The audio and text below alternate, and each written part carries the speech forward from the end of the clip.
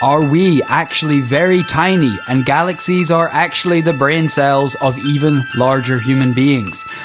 Are snowflakes tiny microchips and snowmen are the greatest supercomputers of all? Answers to these questions and more on this episode of This Paranormal Life. That's right, it's Tuesday. Hey. Welcome back to the podcast. We're back on a Tuesday. Glad to be here. Happy to be here.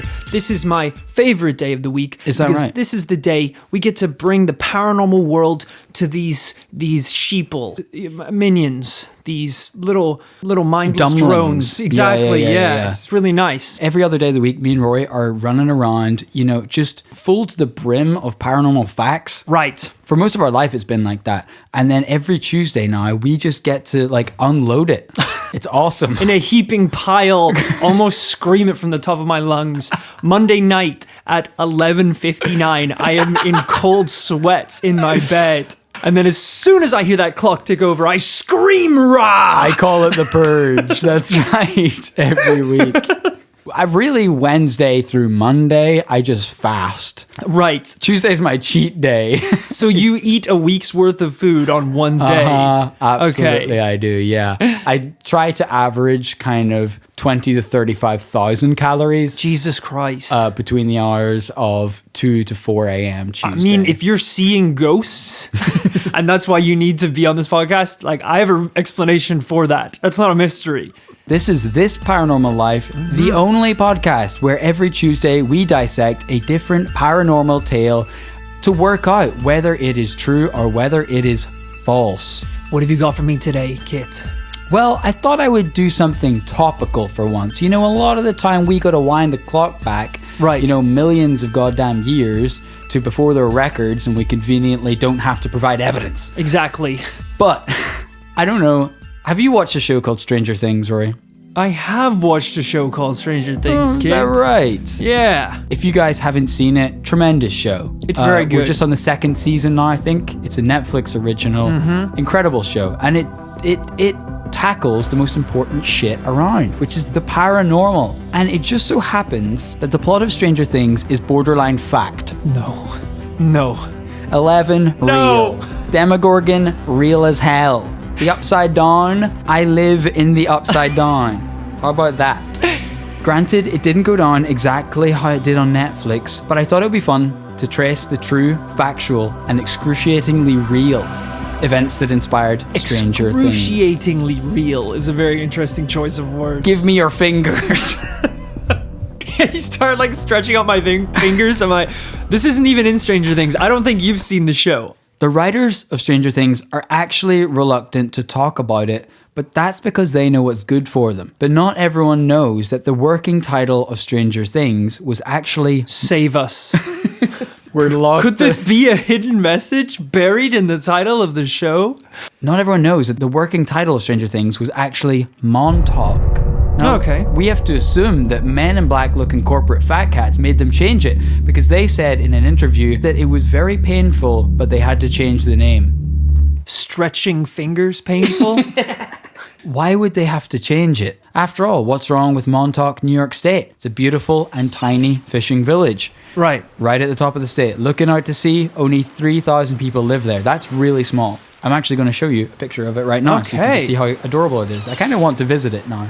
All right. Except you won't have to hear what the shit I have to tell you. Describe to the lazy listeners at home that don't want to Google Montauk what it looks like. Okay. I am a very descriptive man. I've actually been praised in poetry class for, very colorfully describing scenarios and situations. So I'll have a swing at this one. Go for it. The sky is a blue sky. Most are, yeah. Coast. We're on the coast. There's a sea. There is one sea, also blue. Yeah. I'm painting you a picture now. You can see it. It's a bad picture. Sand, yellow mostly. Okay. Where the shadows are a little darker, there's less light in the shadows. Okay, I think most listeners do know what a shadow is, but that's fine if you just move on. The absence of light is creating some sort of lightless shadow. Is this still a shadow? We're still on the shadows. We're still, okay. Yeah, I thought we moved past that. I really want to just make sure we get the shadow part across. Okay. It looks like oh yeah, sorry, your computer was asleep. Now I see it. Oh yeah, it's a beautiful beach, actually. Yeah. Scorching. I was looking at my own reflection in the glass. Sandy hair, beautiful blue sky, blue eyes. The beach is sad. It looks tired. It looks depressed and lonely. Montauk, I feel like I know that guy. Why do I recognize his face? The beach is me. So you know it's you. Yeah. It looks like a beautiful seaside-ish town. Blue skies. There's a lighthouse there. You know, it looks pretty nice. Yeah. I'd go there for a little fishing holiday. Totally. It doesn't look dissimilar to where we grew up. No, it doesn't actually. And that's why this tale is all the more horrifying. Why does that make it more terrifying? It's like I always say whenever you watch a horror movie, a really good horror movie is set in the daytime. That's true. That's a If really you're a good ghost, point, actually. it's hard to haunt daytime. Yeah. If you can freak people out during the day, if you can freak people out on a sunny Californian beach, Right. you're like the goddamn Jean-Claude Van Damme of ghosts. Of ghouls. I don't know what that means. I don't know what he's good at. You're the Arnold Schwarzenegger. Why am I picking all these foreign movie stars? You are the Steven You're the Seagal. legit Bruce Lee of ghosts. Yeah, it's a beautiful town. Well, what if I told you that Montauk today has become a byword for clandestine government experimentation and mind-bending interdimensional mysteries? Okay. Let me tell you. Like Area 51 has become like a symbol for That's right. the paranormal. Exactly right. Let me ask you a question. This is a few episodes ago. Do you remember the Philadelphia experiment? Yes, I do remember the Philadelphia experiment in which the government was doing some shady stuff, secret stuff, trying to create invisible ships. That's exactly right. Well remembered, Thank sir. you. That was when the US government was trying to create an invisibility device. The story goes that they tried it on the battleship Eldridge and it went horribly wrong. Men fused with boats. Right. Got lost in the deep freeze Right. Burst into flames in the deep freeze. for 30 days. Lost their minds. They got lost in interdimensional voids. It's an incredibly controversial story. We did deem it to be untrue. Right, of On course. this podcast, Yeah. but I would ask you to suspend disbelief once more, because as it happens, the tale of Montauk starts exactly where the tale of the Philadelphia experiment ends. After the success of the A girl named 11 burst into flames for 30 days. The freeze, she cried. It is deep. You haven't even seen Stranger Things, obviously. I follow them on Instagram. I get the drift. After the success of the Philadelphia project in uncovering a powerful new weapon, the US military decided to develop this technology further right under the nose of Congress. Those fat cats in Congress would never approve something that sends men to the deep freeze. Okay. This- So what you're saying is it was successful. It was successful in it did something. I guess they saw what it did and they were like, we could turn this on the Soviets. Okay, you We could pointed at turn the this on enemy. North Korea. Okay. But the fact they had to go covert on this one, under the nose of the fat cats that be, that meant this had to be top secret. I'm just imagining at the meeting, they bring the invisibility ray there to the table. They do the pitch. Congress is like, absolutely not. You killed 50 men. You destroyed one of our ships. One of them time traveled for 20 years. As he's explaining this, the general's just like, yep. Slowly turning the invisibility ray to himself. Yeah, I know what you're doing. No, what? You're turning the ray towards yourself. Don't push that button. Admiral floating gun. What do you say now, Senator? The problem is, if Congress can't know about it, let alone approve it, where is the cashola gonna come from? Right. As we discussed, the Philadelphia Project was in the 40s. So around this time, the Allies are kicking asses all around the world. And whenever they defeat Nazi Germany, do you think they're letting them keep all their nice shit? No. Hell no. Absolutely not. They All that took- alien technology? You're no damn way. right. You think they're letting them keep the metal library to themselves? That's another story for another day. They took all their like nice paintings and mansions and whatnot, but I hear what you're saying. Paintings and German Frankfurters aren't going to pay for an international weapons development program. Right. Well, I have two words for you. Nazi gold. What? You are kidding me. Why did you know that? Are you serious? Nazi gold. Are you serious? That's what you wrote down. I'm a little bit worried because the fact that what I thought was going to be the most ridiculous answer was what you had It's written fact. down. Okay, yeah, that's right. You're actually a lot smarter than you look, Rory. That's right, folks. Allegedly, the US military found about $10 billion of Nazi gold on a German train in France after the war ended. Crazy. Just chilling there. Suddenly, the project's got funding. That baby has been kick-started. Suddenly, the project was funded and the gold disappeared mysteriously from the train. Soldiers coming across it and they're like, we can use this to rebuild, Pearl Harbor. Admiral floating gun cracks a soldier over the back of the head. I know where this money's going. Bar by bar, the gold is just floating down the railroad. And around this time, the Air Force had decommissioned a base in a little-known place called Montauk. Uh-oh. It was perfect. Remote, small population, a port for shipping personnel and equipment in and out. It was named the Phoenix Project. It's told that experimentation began at Camp Hero in Montauk in the 60s. To keep everything top secret, the military closed the park, declaring it a contaminated environment. But work continued in Montauk underground facilities. Oh, sneaky. You never really think about that, but all like Area 51, restricted spaces like that. Yeah. We just don't know what's going on down there. It's very true. And that, again, is a theme in Stranger Things.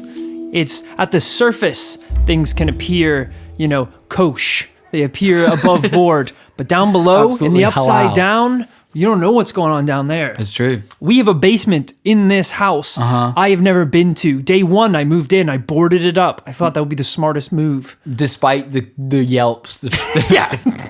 the cries and whimpers from below. Yeah, of course. I had a flatmate I never met. I assumed he kept creepy shit down there, so I boarded it up. Every night, I swear to God, I can hear screams coming from that basement. The landlord is actually pretty chill as long as you pay his rent. Right, but, exactly, which I have been doing. Signing all the checks with his name. So, the Philadelphia experiment ends. The US military keeps up the experimentation, but under new covert operations in Montauk, New York State. This is going on in the 60s. The trouble is, what we know about these early experiments at Montauk is very thin on the ground. That's because they don't want us to know. Of course, That's a problem. But there are reports from the Montauk area, from locals. They would say that randomly, out of nowhere, there would be 2-hour crime waves. Triggered like nothing. And they would immediately cease. Other signals would cause animals to charge into town. Or would shut down car electronic. I'm sorry, do you have a problem with this story? The crime waves. What do you mean? Like something would happen, it would hit 12 and everyone would just drop And kids everything would they're steal doing. sweets from shops. That's right. What kind of crime are you thinking of? I'm just imagining it gets to the point where someone's just walking down the street and they see a television in the window and they're like, uh-oh, I feel a crime wave coming on. Oh no, I can hear the signals now. What happened here, sir? Was the crime wave? All right, very good, on your way. But the thing about the truth is a lot like weeds. You can try to stamp Weed? them. It's a lot like weed, did you say? It's delicious when you hit it. When someone's got it, you want it. Yeah. Pass it around. Hit it once. Pass it to the left. Bong truth. Bong that truth. When you rip it, your eyes go red.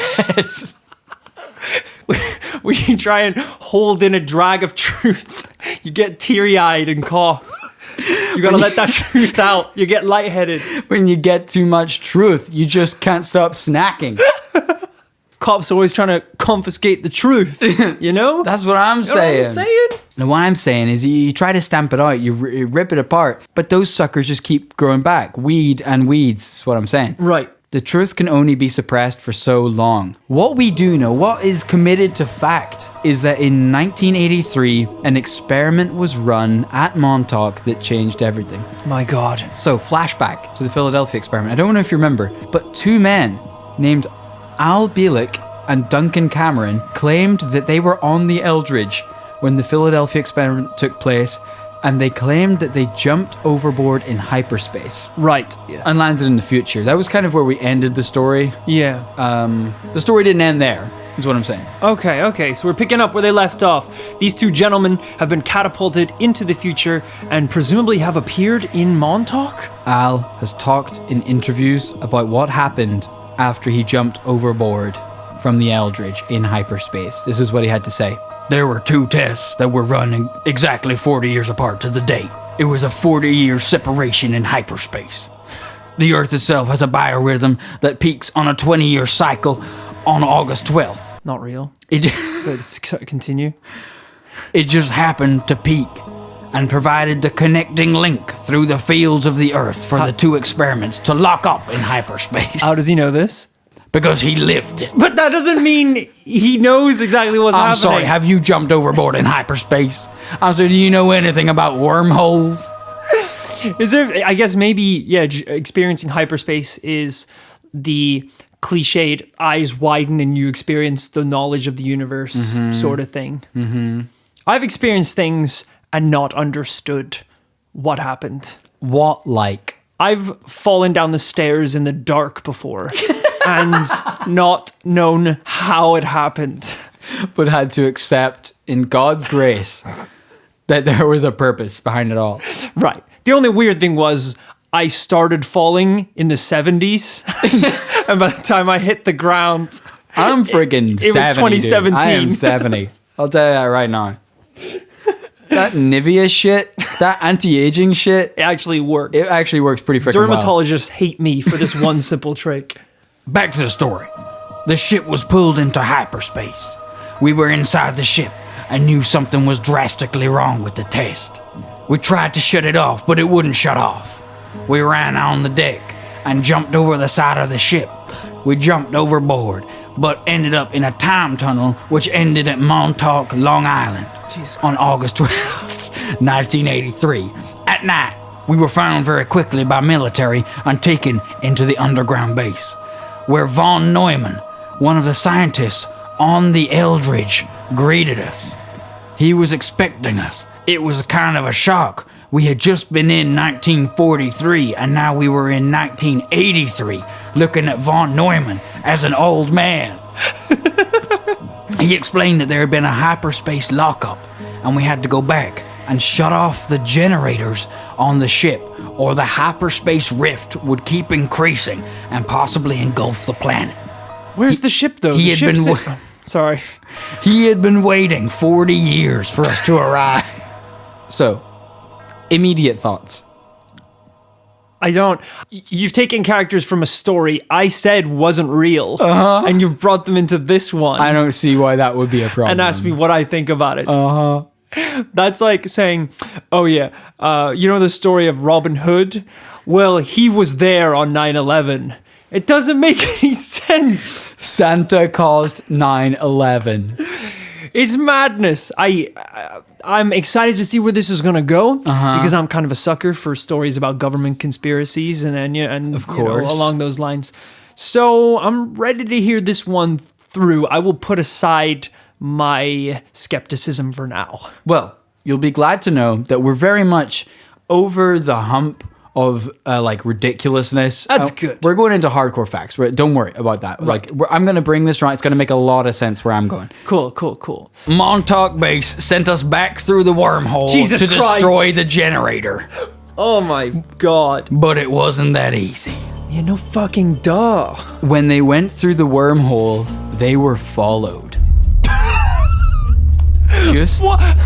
as Al and Duncan went through the wormhole, This is ridiculous. a creature entered 1983 in Montauk. I don't know why you think this is funny, sir. Good man died on August 12th, 1983 in Montauk, Long Island. Von Neumann waited 40 years for this day. Al said, everyone went into a panic. They shut the transmitter off. But the creature ate people and equipment. Al and Duncan were able to go through the wormhole into 1943 and smash up the equipment and the generator with axes. This stopped the hyperspace travel, returning the boat to its harbor, Al and Duncan to 1983, and the Montauk Beast back to wherever it came from. Okay. So they weren't followed. You said they were followed? You said that they went through the wormhole and they were followed. I don't believe I said any such thing. I don't believe that that's on the record, to be honest. And I resent that you're recording me right now. We're gonna get to the end of this podcast, and I'm gonna be like, so everything that you mentioned about Montauk, I don't have no recollection of that. What? I have no recollection of that. I put on aviators. It was classified. Classified. Okay, so I'll give you that, Rory. This insane story throws up way more questions than answers. All right. How did they get to this point? Well, Al Bielek, the man who was sent forward in time, actually came to recount all of this in the late 80s. A sci-fi movie was made about the Philadelphia experiment. Here we go. Al Yep. Al watched the movie and felt like he had seen it somewhere before. He sought out New Age therapies, hoping that someone would be able to piece together his lost and fragmented memories. Wait, he watched the movie of what had happened to him and felt like he'd seen it before. Yeah. It was him. He did it. The movie's based on him. Yeah. What?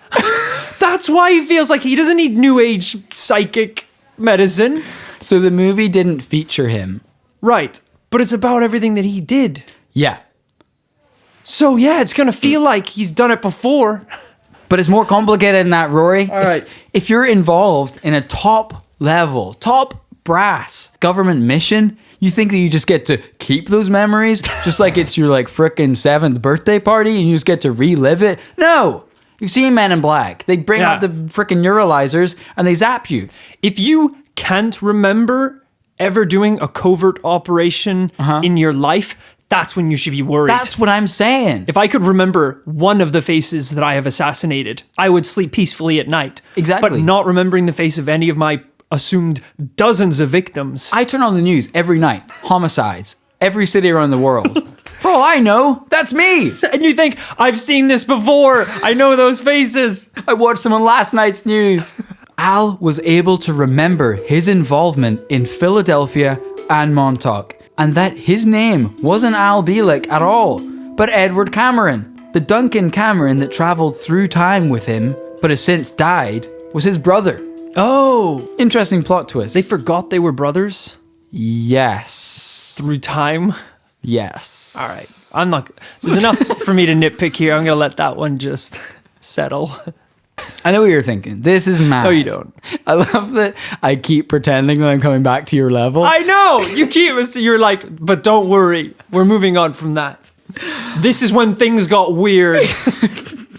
This seems crazy, but Al became vindicated a couple of years later when a man called Preston Nichols wrote a book about everything that happened and his involvement in it. This is called The Montauk Project: Experiments in Time. Okay. Preston laid it all out. How in Montauk it all began, seeing how minds could interface with computer systems. It was pretty innocent. They wanted to see, could you fly a fighter jet with pure thought? I mean, things like that they're trying to work out today. I mean, they've got computers that you can control, like it just tracks your eyes and you like blink to click the mouse and stuff like that. Blink to drop the nuke. Blink 3 times to call your mum, blink twice to drop the nuke. Right, twice is the nuke. It's very, very subtle that way.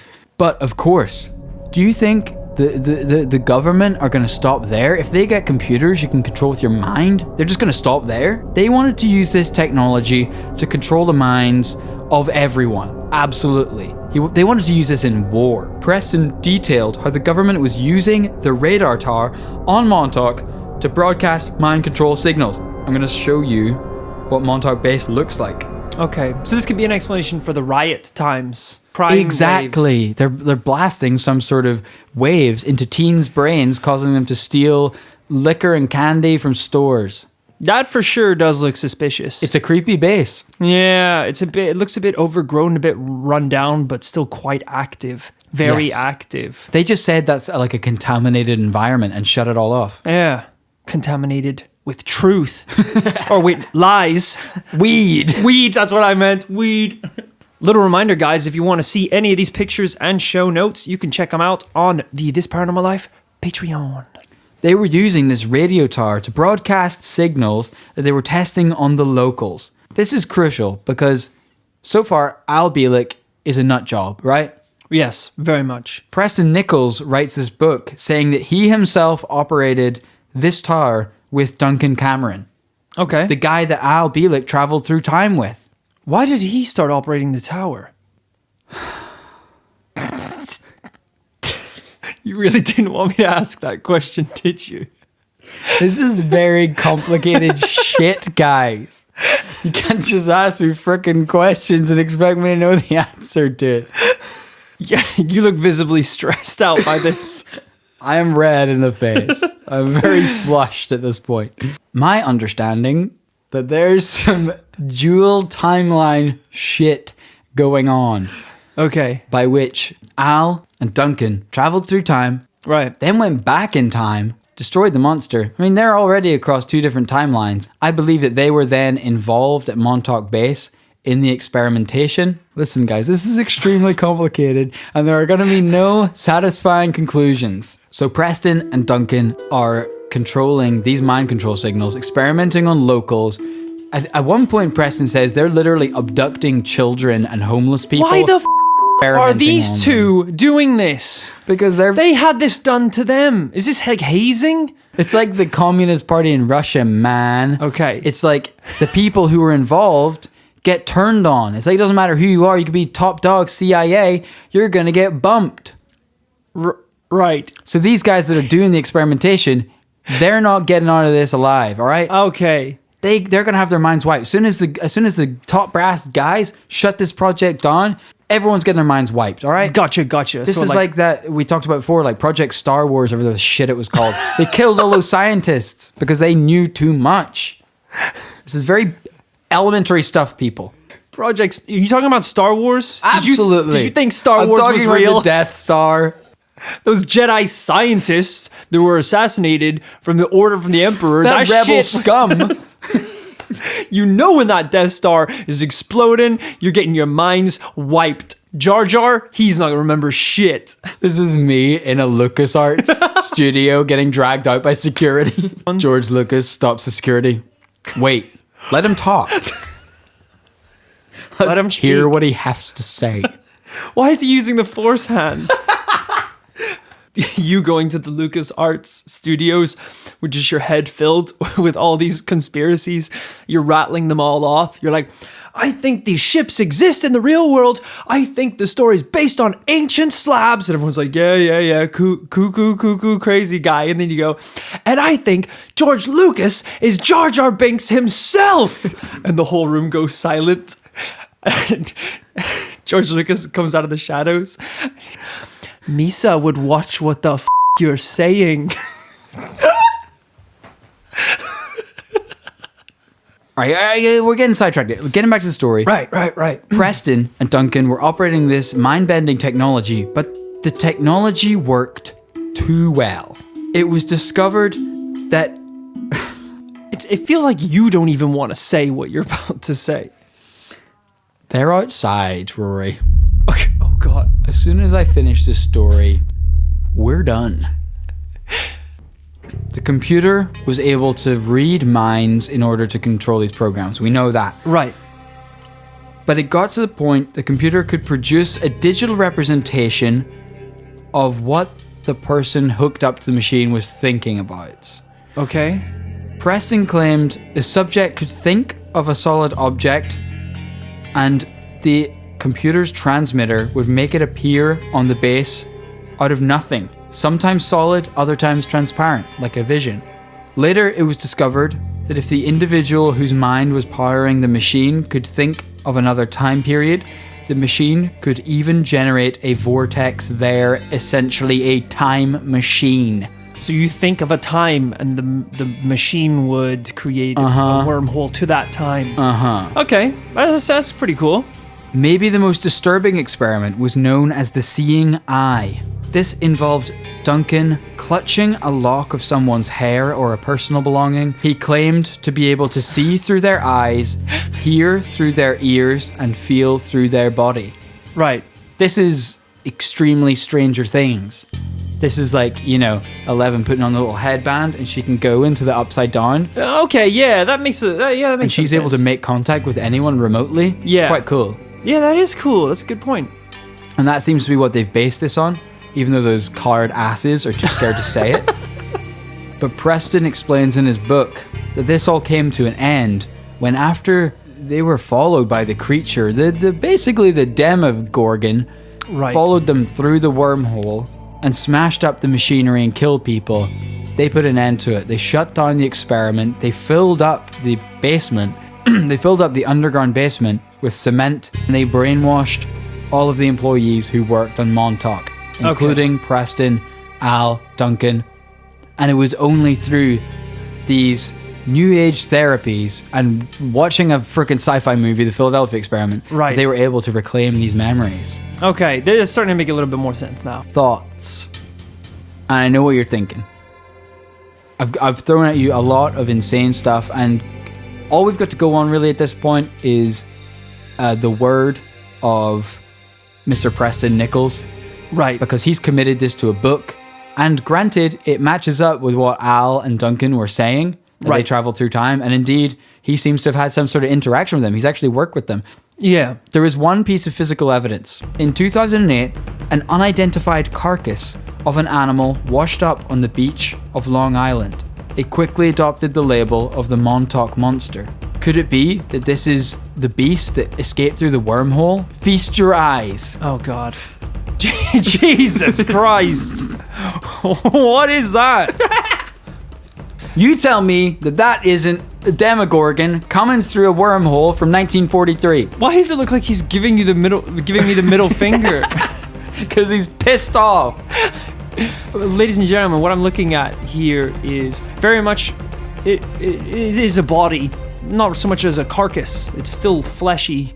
It looks like it has the body of sort of a kangaroo, goat, the skin of a rotisserie chicken, the legs of a chicken. Is this a chicken? Are you showing me a chicken, sir? Hey. It has hands and arms, but the weirdest part is its head, which it has sort of a beaky nose and some teeth. Almost bird-like. Yeah, almost bird-like. So Jesus Christ. Ra?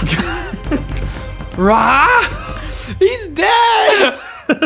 The only thing that's weird about this is you told me that this creature came through a wormhole and went apeshit, essentially, and killed a bunch of people. Yeah. I don't know if this creature looks like it's capable of killing a lot of people. It's got a gut on it. It looks heavy. Its arms are stumpy. It might be...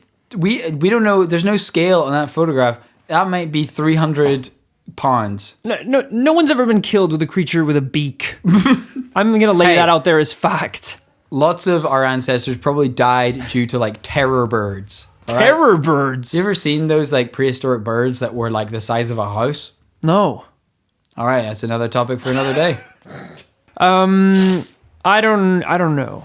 I mean, why? Why does anyone think that this is the Montauk? Because what other animal is it? Did someone force like a cow and a chicken to breed? Have you seen Cartoon Network's popular animated series Cow and Chicken? So you're saying that this beast... They fucked. Yes.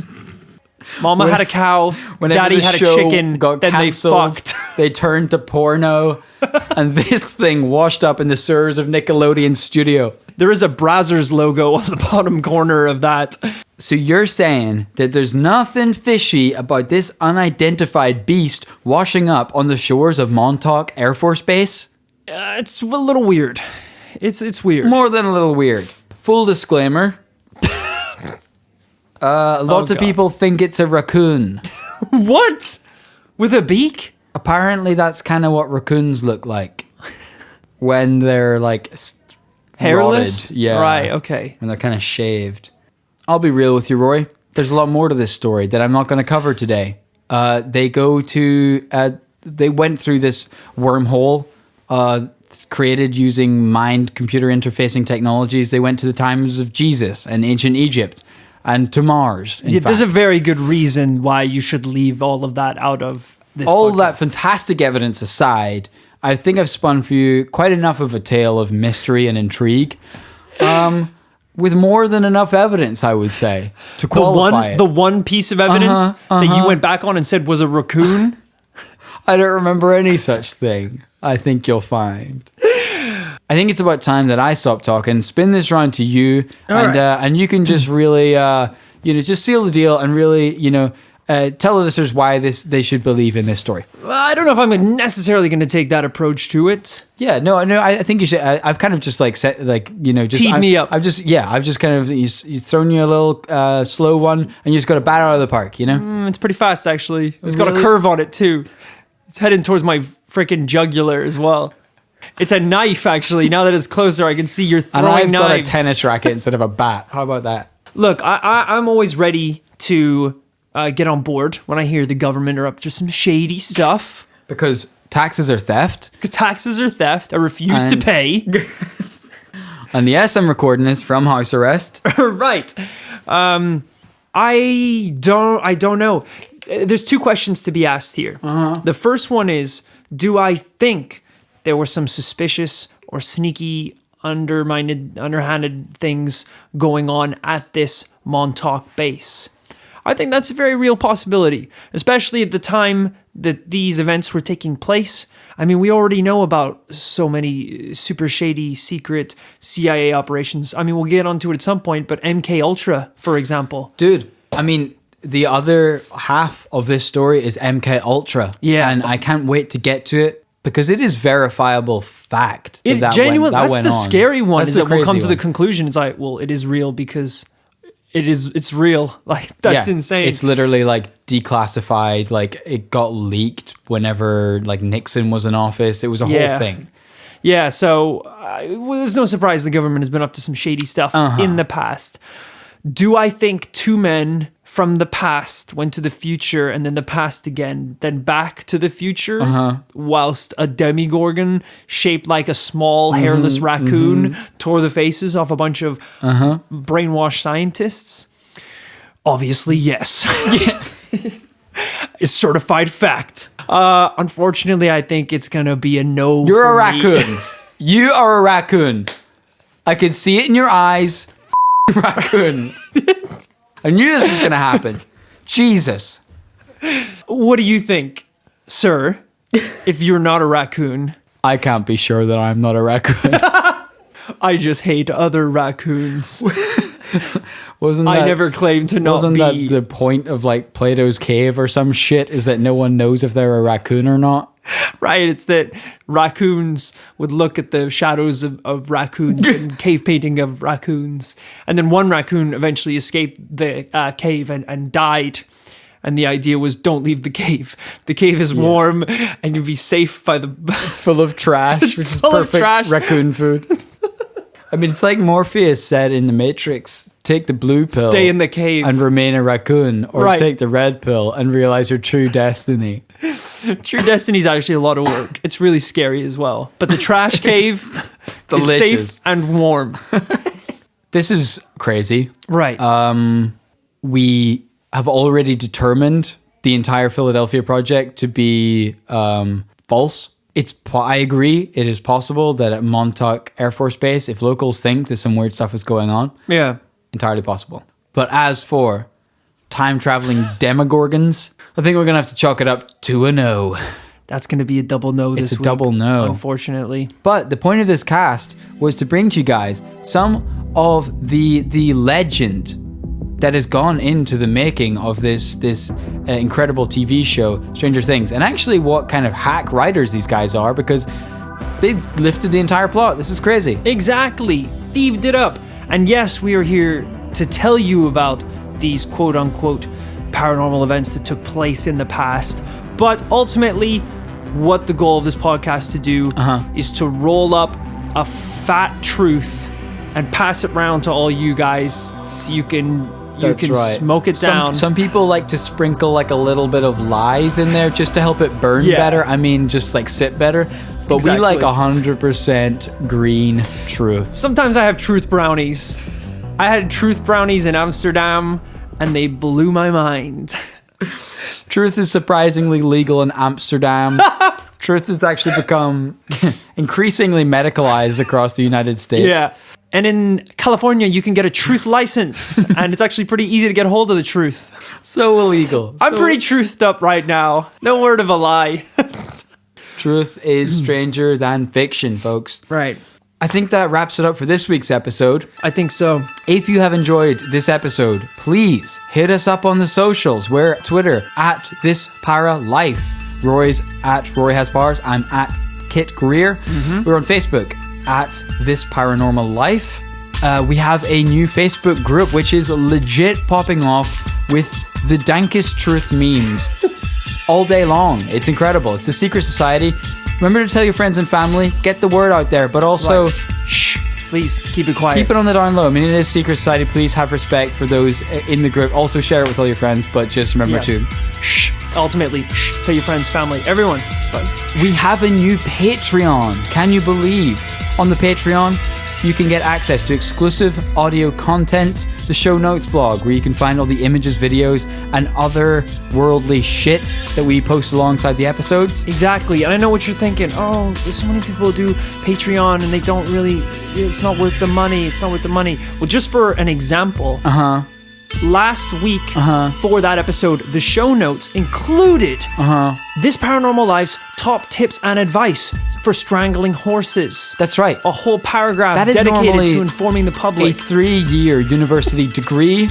Exactly. In one frickin' show notes blog, you can get access for $2. That's Can you believe it? Nay. I strangle the shit out of you. You fucking horse! You fucking horse! No, I was just doing the voice. Let go of me. I was just doing the voice. Oh, sorry, dude. I just get fired up. Right, sorry. It won't happen again. I eat a carrot. You fucking horse! I'll kill you, you horse now! Just had a bad experience with horses as a child. If you need This Paranormal Life merchandise, that is on our Patreon. You can get access to Lombardi Liquid of the Dead, signed Polaroids, and Praise Ra t-shirts. Thank you so much to those who have pledged on Patreon thus far. We couldn't do it without your support. We appreciate it so much. Absolutely. We're currently receiving rewards from our suppliers, and we're shipping those out at the moment to all you guys who've pledged so far. And if you have your own submissions for episode ideas, any thoughts on the podcast, anything at all, you can send that to thisparanormallifepodcast@gmail.com. Thank you so much for listening, and remember to tune in next Tuesday for another paranormal tale.